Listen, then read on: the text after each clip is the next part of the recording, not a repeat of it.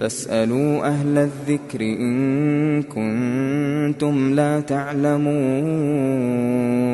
Qardaşlar, indi qardaşlar bəziləri dedi ki, ola bilsin ki, bəzi qardaşların sualları olar. Və bizim vaxtımız az da lazım. Biz başqa bir yerə gedəcək. Sadəcə bir 15-20 dəqiqə qardaşlar üçün ayıraq. Əgər mühüm suallar varsa, qardaşlar versinlər. Yoxdursa bizim üçün dua eləsinlər. Allahın izinlə, yəni yolumuz uğurlu olsun deyə biz gedək.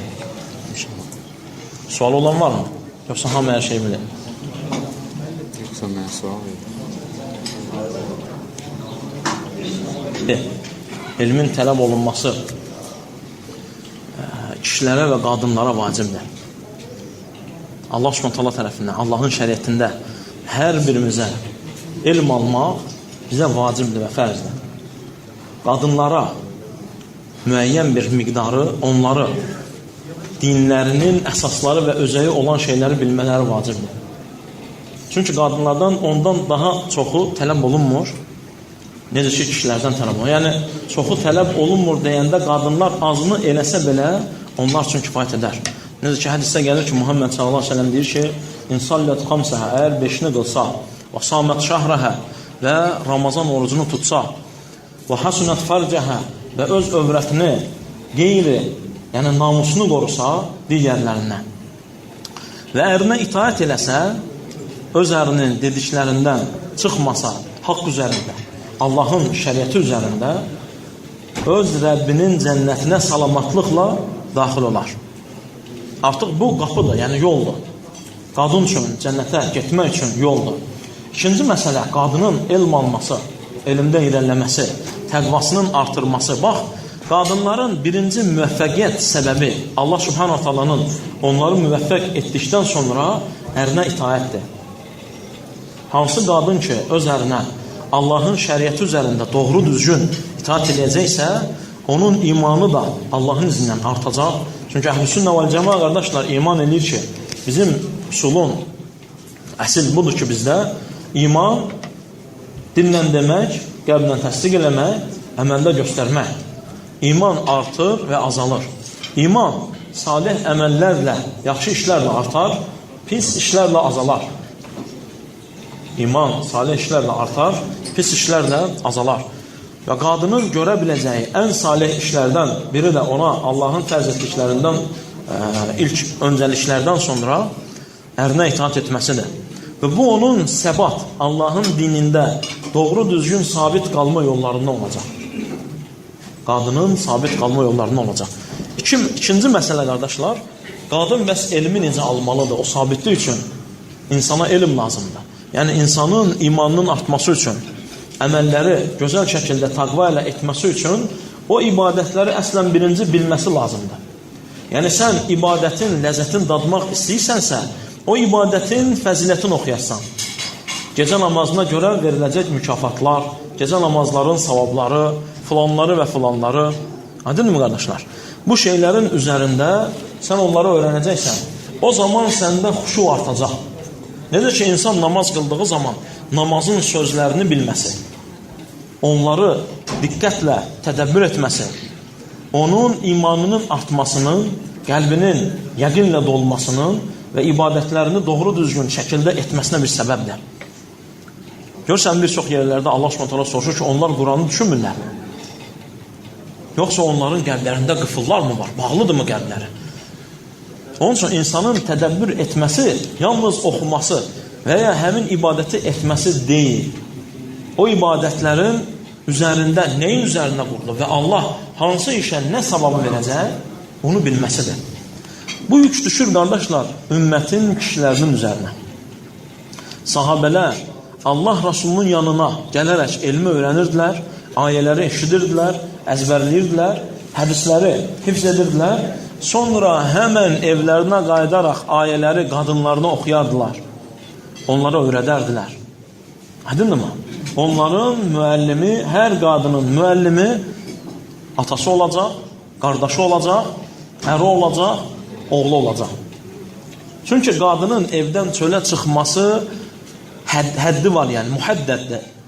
Kişi kimi, yəni istədiyi vaxt girməsi, çıxması, elm məclisinə getməsi, bu, yəni azadlıq tam bir şəkildə yoxdur. Bu azadlığın əldən alınması da deyil. Əslən qadının hüquqlarının tam bir şəkildə ona verilməsidir. Çünki qadın öz evinin, belə deyək, ağasıdır, xanımıdır. Necə ki, Şeyx Albani, Allah ona rəhmət eləsin, deyir ki, qadın Daxili İşlər Naziridir. Yəni, evin işlərin idarəçisi odur.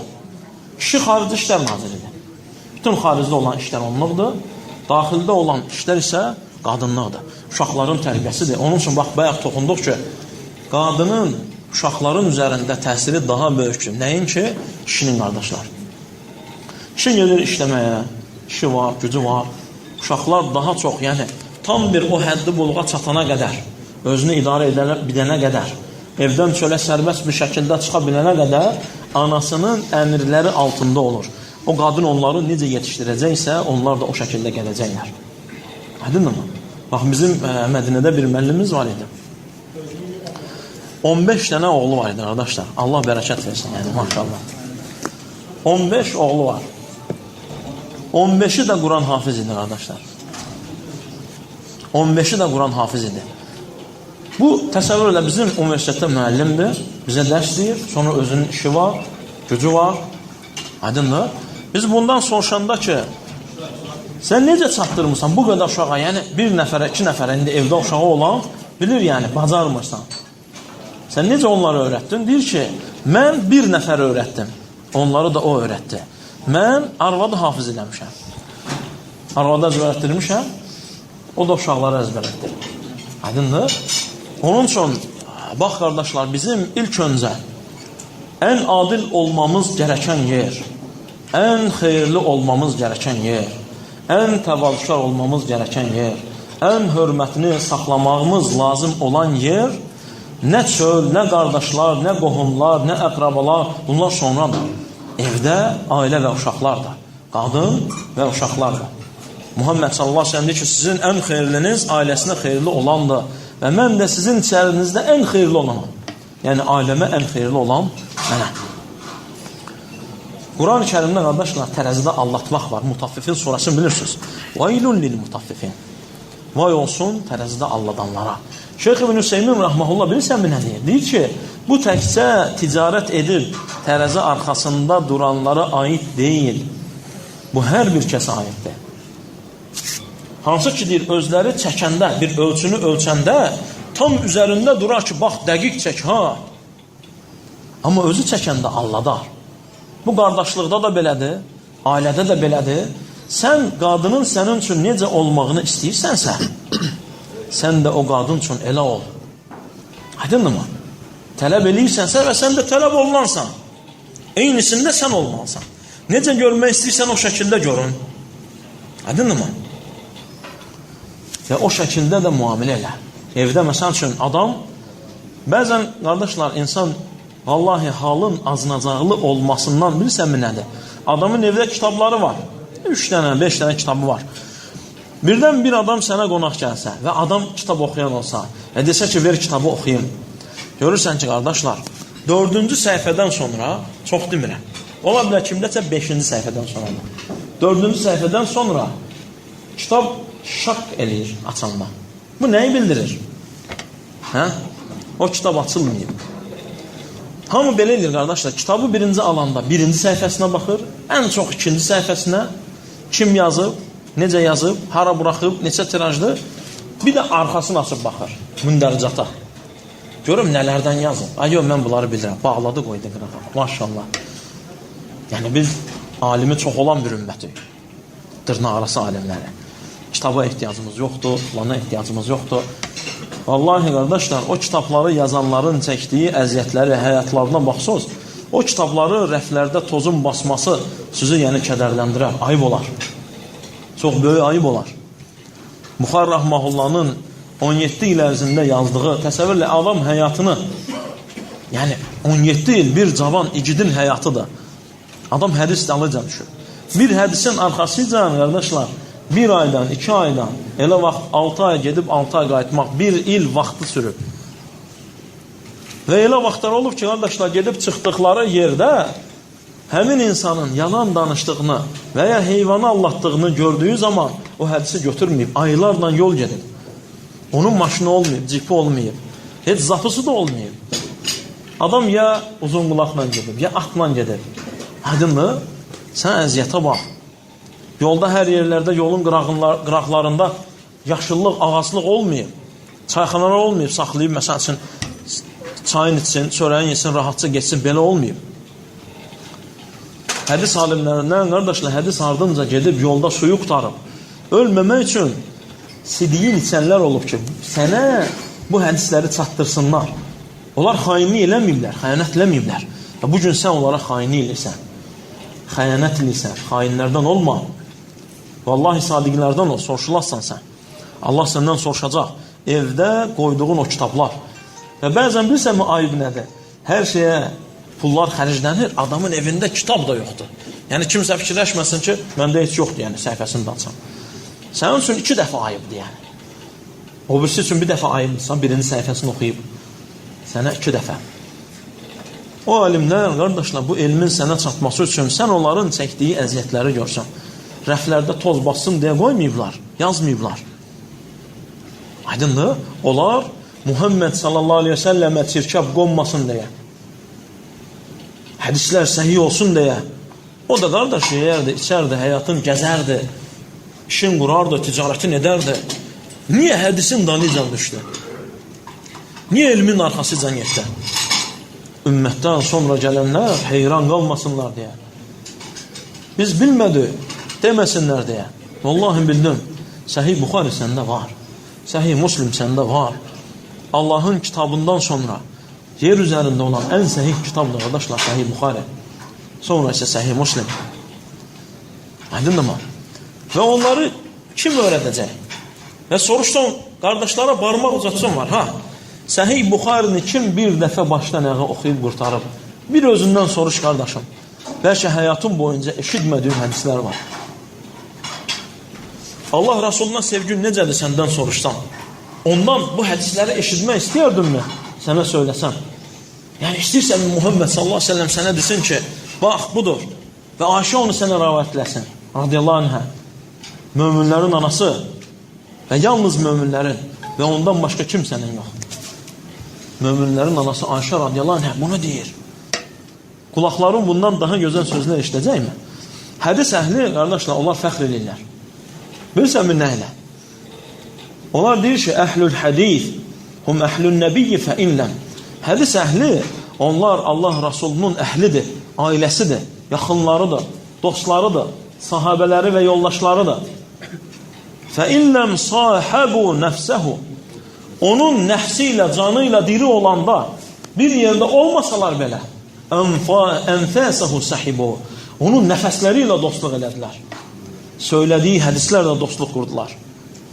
Yəni sən nə istəyirsən? Allah Rasulunun zamanında mı doğulmalıydın? Xata mı oldu sənin bu zamanda olmağın? Vallahi sən elə indi doğulmalıydın və burada olmalıydın və bu məmləkətdə yaşamalıydın. Amma dəyişilməyən bilirsən mi nədir? O hədisləri 1430 il bundan qabaq söyləyən eyni adamdır. Səhih Buxaridə yazılanı da o söyləyir. Aydındır mı? Səhih Buxaridə yazılanı Allah Rasulü nəfəslərini alıb verərək söyləyir. Sən necə onun hədislərini oxumadın? Necə bilmədin ki, nələr deyib sənə?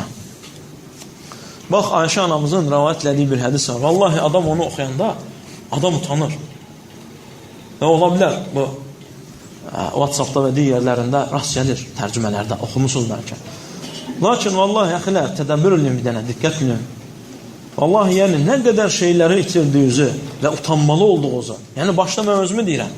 Sadəcə xitab edən mövqeydə olduğum üçün yəni siz deyirəm. Başda özüm, qardaşlar, Allah Rasulunun bizə qoyduğu sünnətdə, mən elə kitabı demirəm, fərzləri demirəm, vacibləri söyləmirəm. Onda olan təqsirlərimizi saysoq, yəni biz buradan bitirən deyilik yəni. Ayşə anamız bilirsən mi nə deyir? Allah ondan razı olsun, möminlərin anası, hər bir iman etmişin anası. Deyir ki, qardaşlar, bir gün deyir, Muhammed sallallahu aleyhi və səlləmin halının gözəl, əhşən olduğuna və onun gülümsədiyini gördüm deyir. Adamlar bilirsən mi nədən istifadə edirdilər? Bütün sahabələrin həyatını oxu. Bütün hamısının birər-birər qardaş. Bir-bir oxu. Allah Rasulunu gördükdə sorduqları, soruşduqları, dedikləri, elədikləri ancaq bunlar idi. Məni cənnətə yaxınlaşdıran və cəhənnəmdən uzaqlaşdıran bir əməldir. Mənə İslamda elə bir şey söylə ki, səndən sonra onu kimsədən soruşmayım. Mənə nəsiyyət elə, mənə öyrət, mənə bildir. Aydınmı? Görürsən, bugün onların soruşduqları şey bizim üçün elə də önəmli gəlmir, elə də mühüm görünmür. İnsan təqsirlərinə baxmalıdır. Ayşə anamız deyir ki, qardaşlar, Muhammed sallallahu aleyhi ve sellemin bu halda gördüyüm zaman artıq fürsətdir. Fürsət bu fürsətdir, əldən vermə. Və sən də vermə, vallahi, yapış sünnətindən. Bugün sən möhlət diyarındasan, Allah sənə izin verib nəfəs alırsan, sən elə sağsan. Vallahi, kaş ki demədən öncə, kaş ki filan kəsi dost tutmazdım, məni Allahın zikrindən yayındırdı demədən öncə. Kaş ki mən qaydardım, dünyaya salih əməllər görərdim demədən öncə. Allah bugün sənə fürsət verib və sən buradasan. Vallahi buradasan. Və sən bugün eləyə bilərsən. Süleyman Ət-Teymi rahmahullah deyir ki, öz nəfsimi hesaba çəkdim. Dedim ki, ey nəfsim, dur və düşün. Cənnəti deyir, xəyalıma gətirdim. Nəfsim və canım cənnətdə gəzir. Huriləri ilə oturub durur. Qaşırlara və saraylara girir. Çaylarından içir. Meyvələrindən yeyir. Aydınmı? Və baxır. Və gözün görə biləcəyi ən gözəl şeyləri görür. Cənnəti düşünə bilirsinizmi, qardaşlar? Fikirləşə bilirsinizmi? Özünüzü əzətləməyin, düşünə bilən deyilsiniz onu. Rahman öz sevdikləri üçün hazırlayıb o cənnəti. Orada mələ aynun rat, heç bir gözün görmədikləri var. Elə bir göz yoxdur ki onu görsün. Yoxdur, qardaş. Düşünmə, yorma özü. Qulaqların eşitmədikləri var. Xəyallara gəlməyənlər var. Qəlbə düşməyənlər var. Yarışanlar bunun üçün yarışır. Çalışanlar bunun üçün çalışır.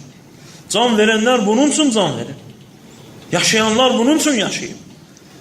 İslamı sənə çatdıranlar, hədisi yazanlar əziyyət çəkir. Bir hədis üçün sidiyin içənlər bunun üçün eləyiblər, qardaşlar. Və İbrahim Teymi deyir ki, qardaşlar, sonra deyir, cəhənnəmi deyir, ağlıma gətirdim deyir. Zincirlərə vurulduğum bir halda, zəhqumdan yediyim halda, qaynar suları içdiyim halda, zəbanilərin üzümə və arxama vurduqları halda, özü üstə sürüşlədiyim halı təsəvvür etdim deyir. Və nəfsimə dedim, ey İbrahim, hansını istəyirsən? Nəfsun sənə nə söylədi? Bir də görək, cənnəti mi istəyirsən? Yoxsa zəbanilərin cəhənnəmə sürüşlədiklərindən mi olmaq istəyirsən? Və sizə soruşuram, qardaşlar, sizə soruram. Nə dedi nəfsun sənə? Nə istəyirsən? Qərarı bu dəqiqə verməlisən sən. Günahlardan, bax buradan durmadan sən tövbə eləməlisən. Yatdığın namazları bıraxmalısan.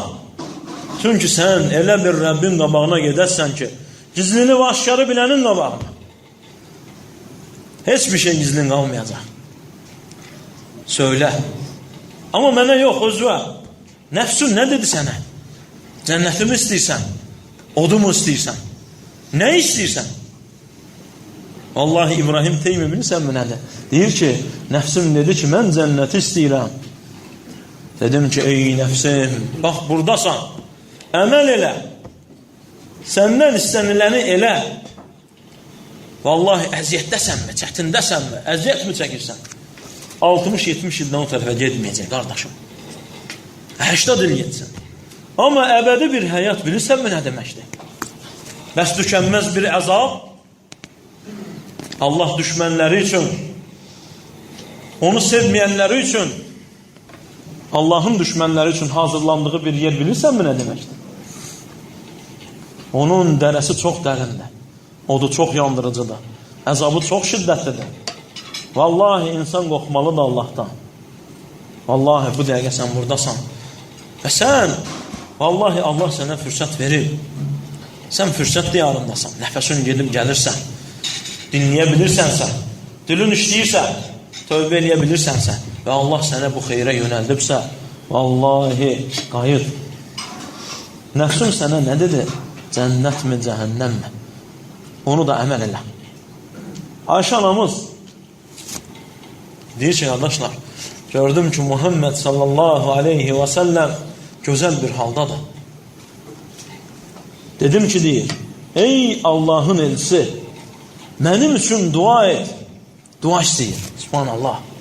Zövcəsidir. Möminlərin anası olmaq şərəfinə layiqdir və naildir. Allah 7 qat göyün üzərindən onun haqqında danışan bir qadındır. Anamızdır. Möminlərin anasıdır Ayşə anamız. Ayşə radiyallahu anhə. Sən halı təsəvvür edirsənmi? Allah Rasulü gəlir, qardaşlar. Ayşə anamız orada. Muhammed sallallahu aleyhi və səlləmin ən çox sevdiyi bir qadın. İnsanlar içərisində ən çox sevdiyi. Deyir ki, ey Allahın elçisi, mənim üçün dua et. Deyir ki, Allahım, Ayşənin keçmiş və gələcək günahlarını bağışla. Onun dərəcələrini yüksəlt. Bildiyi və bilmədən etdiklərini bağışla. Sadiq bir kəsdən, yalan danışmayan, söylədikləri haqq olan, dilindən haqdan başqa bir kəlmə çıxmayan Muhammed sallallahu aleyhi ve sellemin dillərindən mübarək bir dua, qardaşlar. Kim sevinməz? Hə? Ayşə anamızın halını sən təsəvvür edə bilirsənmi? Deyir ki, o qədər sevindim ki, deyir. Güldüm, deyir. Və özümü saxlaya bilmədim, deyir. Başımı, deyir, Allah Rasulunun sinəsinə dayadım. Ona söykəndim. Aydındır mı? Yanında olur, söykənir Allahın Rasuluna. Tuta bilmədim, deyir. Muhammed sallallahu aleyhi və səlləm deyir ki, qardaşlar, və bax, bugün ümmətin halına bax və qiyas elə. Vallahi, yəni, insan utanmalıdır. İnsan utanmalıdır. Bax, Allah Rasulü nə deyir? Deyir ki, ey Ayşə, bu duam sənin xoşuna mı gəldi? Gözəl mi dua idi? Deyir ki, bəli, ey Allahın elçisi, necə də mənim xoşum gəlməsin, necə də bu duanı mən sevməyim? Sevdim bu duanı, xoşum gəldi. Muhammed sallallahu aleyhi ve sellem, qardaşlar, bir sözü dediyi zaman and içməsinə bizim ehtiyacımız var mı? Vallahi yoxdur. Əmənlə, yerin göyün tək sahibi olan Allaha and olsun ki, iman etdik. Yəqinlə, nə deyibsə haqq deyib. Vallahi düz deyib. Vallahi sadiqdir. Haqqı deyib, haqdan başqa bir şey söyləməz. Amma and içir. Allah Rasulunun andı mühümdür. Deyir ki, vallahi ey Ayşə, vallahi and olsun aləmlərin Rəbbinə, izzət və cəlal sahibinə. Bu, hər namazımda ümmətim üçün elədiyim duadır. Hər namazda ümməti üçün elədiyi duadır. Sevdin mi? Xoşun gəldi mi bu duadan? Bəs bu gündən sonra bu sünnətdir deyib necə tərk eləyəsən o əməli? Necə soruşasan, sünnətdirmi, vacibdirmi? Mən səndən soruşuram. Allah Rasulunun zamanındasan. Deyir ki, bunu elə. Cürətdə oğlan var mı desin ki, ey Allahın elçisi, sünnətdirmi yoxsa vacibdirmi? Sünnətdirsə eləmirəm. Belə mi cavab verəcəkdin sən Rasulullah sallallahu aleyhi və səlləmə? Cavabımız bu mu olacaq idi? Şəriətin öyrənməməkmi? Hədislərin əzbərləməməkmi? Quran-ı Kərimi, qardaşlar, Ramazandan Ramazana o da oxusa, qəribədir. Elə qardaş var ki, hərfləyə bilmir. Eləsi var, oxuya bilmir. Eləsi var, hərfi tanımır. Vallahi məhrumsan. Necə gözlərin Allahın danışdığı kəlmələri görməyib? Necə? Necə dözürsən buna? Necə yaşayırsan belə? Allahın danışdığı sözlərdən daha gözəlini məzbərləyəsən. Bacaran deyilsən, vallahi bacaran deyilsən. Allah danışıb, qardaş, o sözləri Allah danışıb. İzzət və cəlal, sən şərəflisən ki, onu oxuya bilirsən. Sınıfı onunla doldurursan. Bilirsən mi nədir o? Sənə deyiləcək, oxu, tərtil et. Sənin mənzilin axırıncı ayə ki, durarsan, ha, orada. Fatihəni bilənə bax, bağıranı bilənə bax. Nə qədər yüksələcək? Dünyada neçə mərtəbəli ev istəyirsən? 2, 3, villa. Vallahi gedəcək. 60 il, 70 il Allah nə yazıbsa alınacaq. Kimdəsə qaldı mı ki o? Amma qalıcı bir yer Allah vəd eləyib. Allah vəd verib qullarına. İbn-i Qeyyim, böyük İslam alimi deyir ki, qardaşlar, sənin zənnin nədir? Rahmanın öz övliyaları üçün hazırladığı cənnət. Allah, Rahman o cənnəti hazırlayıb sevdikləri üçün. Yəni Allahın sevdiklərindən olmağın vaxtı gəlmədi mi? Yetişmədi mi o zaman? Allahın kitabını dayanmadan oxumağın vaxtı çatmadı mı? Hədisləri uşaqlarımıza, ailəmizə, oğullarımıza, qonşularımıza söyləməyin vaxtı çatmadı mı? Adamdan mı utandın? İnsandan mı çəkindin? Vallahi Allahın haqlarını çatdır insanlara. Onlar bilmirlər. Və hər bir kəsi Allah yaratdığı üçün, qardaşlar, mümkün deyil ki, kimsə qəbulləməsin. Sən düz çatdırmırsan. Sən düz demirsən. Sən düz başa salmırsan.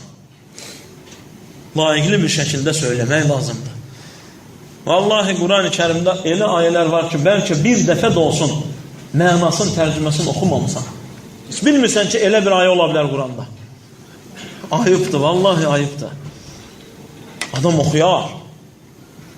Allahın kitabından dillər qurumamalıdır. Dilin yaşlığı, ciyərin ıslahlığı Allahın kitabını oxumaqla, Muhammed sallallahu aleyhi ve sellemin sünnəsini oxumaqla olmalıdır. Sən nə zənn edirsən, qardaşlar? Sahabələr bir-biri ilə qarşılaşdığı zaman bir-birini hara dəvət elədilər? Futbol oynamağa mı? Çayxanaya mı? Səndə o qədər boş vaxt hardandır ki? Sən elə bilirsən ki, soruşulmayasan, futbol oynayıb namazı gecikdirmək mi? Bunu mu əmr olundun sən?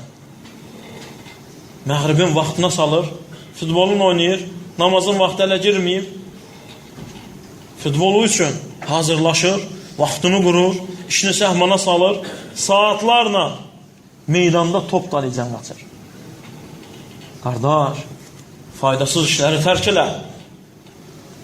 İbn Teymiyyə rahmehullah zahidliyin nə olduğunu bilirsənmi nə deyir? Zahidlik nədir? Bilirsənmi nə söyləyir? Deyir ki, zahidlik odur ki, zahid o kəsdir ki, dünyada, yəni yeməyi və içməyi, gözəl geyinməyi, cırıq yamaqlı paltar geyinmək zahidlik deyil. Qaranlıqda oturmaq, ac qalmaq bu zahidlik deyil. İbn Teymiyyə rahmehullah deyir ki, qardaşlar, zahidlik ahirətdə faydası olmayan şeyləri tərk eləməkdir. Faydasız işlərlə özünü məşğul eləmə. Yayı, sələflər bilirsənmi, yayın gündüzünü və gecəsini nə üçün fürsət bilirdi? Yayın gündüzünü və qışın gecəsini arzulayanlar var sələflərdən. Amma bizdə əksinədir. Yayın gündüzünün uzun olmasını, məğribdən əvvəl sərinin düşməsini futbol oynamaq üçün sevənlər var. Çayxanada oturub çay içmək üçün fürsət bilənlər var. Amma sələflər yayı sevirdi onun üçün ki, gün uzun olacaq, isti möhkəm olacaq, oruç tutmaq çətin olacaq və onlar oruc olacaq. Aydındır mı? Və onlar oruc olacaq. Onlar oruc olanda, qardaşlar, belə kondisionerdə oturmurdular. Bağlı yerdə oturmurdular. Onlar oruc olanda gedib hamballıq edirdilər. İşləyirdilər, kərpiç kəsirdilər, çobanlıq edirdilər, yük daşıyırdılar. Axşama iftar açacaq qədərin çörəklərini alıb qalanın sədəqə verirdilər. Aydındır mı? Onlar fürsət bilmirdi ki, axşam gələcək, oturacaq, dəmini oynayacaq, nə bilim, digər şeylər oynayacaq və vaxt belə də gedəcək. Axşam zikirləri olmayacaq, vaxt hədərə gedəcək. 11-22 kişi bir yumru topun dalicən qaçacaq. Sən hansı komandanı təsəvvür edirsən? Abu Bakr radiyallahu anhu və Omar, hərəsinin 10 nəfəri top qoylayırlar. Sən elə bir sahabənin və elə bir Rasulun ümmətisənmi? Mən demirəm futbol oynamaq olmaz, qardaşlar, olar. Arada futbol oynamaq olar. Biz arada zikr edib gündə futbol oynayırıq. Aydındır mı? Belə ayıbdır. Belə ayımdır. Qışı fürsət bilir, deyir, əlhamdülillah, yaxşı yatacam. Sübh vaxtı uzanır. Sələf qışı fürsət bilirdi, deyirdi ki, səhərəcən namaz qılacam. Allaha həmd olsun, gecəni səhərə qədər oyaq qalmağın vaxtı gəldi. Sələflərdən bir kişi olur, qardaşlar. Mən zamanları demirəm, ha. Zaman uşaqları heç soruşmuram. Elə özüm başda. Qoca kişi olur, 80 yaşında. 80. Var burada 80 yaşında? Yoxdur. Görürlər ki, kişi oturub ağlayır, qardaşlar. Soruşurlar ki, Allah sənə rəhm etsin. Niyə ağlayırsan? Dərdin nədir? Deyir ki, namaz məni tərk eləyir. Artıq mən gecə namazlarını qıla bilmirəm. Namaz məni tərk eləyir. Mən deyir, indi deyir, yalnız gecə namazında Bəqaranı, Alimranı, Ən-Nisəni və Maidəni oxuya bilirəm, deyir. Bunlar ən böyük surələrdir Quranda, əxilər. Deyir ki, indi gecə qalxanda, 80 yaşında, ancaq bu surələri oxuya bilirəm. Qabaq deyir, Quranı oxuyurdum, deyir. Əxilər, axşam kim Kavsər surəsini oxuyub? 3 ayədir. Gecə. İnnə a'teynəkəl Kavsər. Kim oxuyub? Demirəm, mənə deyin, sadəcə soruşam. Riya olar sonra. Amma vallahi mən sənə soruşduğum odur ki, cavabı özün özünə ver. Allah bilir. Allah bilir, qardaşlar. Sələflərdən, qardaşlar biri, sələflərin vaxtında onlar qız uşaqları çölə oynamaq üçün çıxmazdılar. Yalnız gecə çıxardılar. Və evlərinin səthinə çıxardılar üstünə. Bir gün qonşuda olan 2 uşaq həyəcanlı şəkildə düşürlər evlərinə. Soruşurlar, ey ata, qonşumuzun evinin üzərində bir dirək var idi. Artıq o yoxdur. Nə olub bilmirik. Həmişə biz çıxırdıq evin üstünə neçə illərdir. Evin üstündə bir dirək var. Biz onu daha görə bilmirik. Yoxdur. Deyir ki, o dirək deyildi. Hasan-ül Basri idi, deyir. O səhərə sən namaz qılardı. Adam qiyamda o qədər durur ki, uşaqlar elə bilir ki, dirək də orada. Aydındır mı? O qədər namaz qılırdılar. Hanı bugün sələfə nisbət olunanda, sələfiyəm deyəndə, ümmətində bu cür kişilər olanda bir tayfa gecə namazlarından nəsibi yoxdur. Sələflər, qardaşlar, əvvəlki sələflər sübh namazının fəzilətindən və digərlərindən belə söhbətlər eləmirdilər. Gecə namazlarından danışırdılar. Bugün fərz namazlarından danışmağa ehtiyac var. Fərz namazlarından. Subhanallah. Gecə namazını qılmamağı onlar həyatında düşünə bilmirdilər. Yəni gecə namazı qılmayan biri ola bilər? Elə bir şey ola bilər? Elə bir şey ola bilməz. Onun üçün, qardaşlar, həyatı nizama salmaq lazımdır. Bu nizam Allahın nizamıdır. Tək sələfə nisbət olunmaqla deyil bu işlər. O yol gedilməlidir. O yol yaşanmalıdır. Sələfə baxılmalıdır. Həyata öyrənilməlidir. Hansı bir sələfin sənin üçün, sahabənin və digərlərinin sənin üçün qoyduqları miras nədir? Onu baxmalısan və öyrənməlisən.